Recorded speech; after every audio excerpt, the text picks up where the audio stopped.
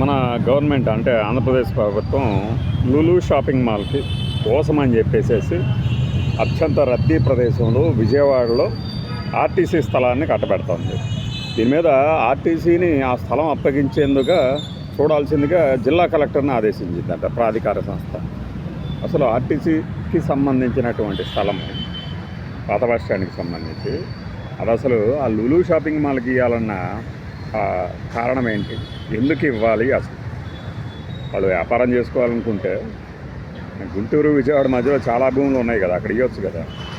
ఎందుకంటే ఇదంతా డెవలప్ అయ్యే ప్రాంతం, ఆల్రెడీ అయిన ప్రాంతంలో ఎందుకు ఇవ్వాలి ఒక షాపింగ్ మాల్కి?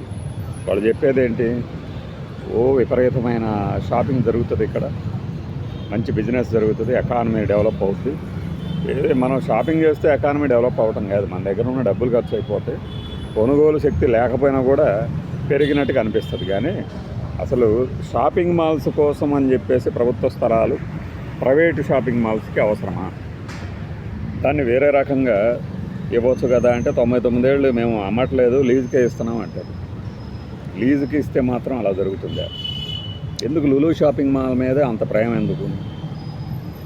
ఎందుకంటే లులుకి సంబంధించి గతంలో ఒకసారి జరిగింది, ఆ తర్వాత వాళ్ళు వెనక్కి పోయారన్నారు, ఇప్పుడు మళ్ళీ వచ్చారు. అంటే చంద్రబాబు గారు ఉంటే వాళ్ళందరూ ఎలా వస్తున్నారు? ఈ షాపింగ్ మాల్స్ పలానా ఏరియాలోనే పెట్టాలని ఏమన్నా రూల్ ఏమైనా ఉందా? ఎందుకంటే మనకి మెట్రోలు కానీ కొన్ని బెస్ట్ సూపర్ మార్కెట్లే అనాలండి.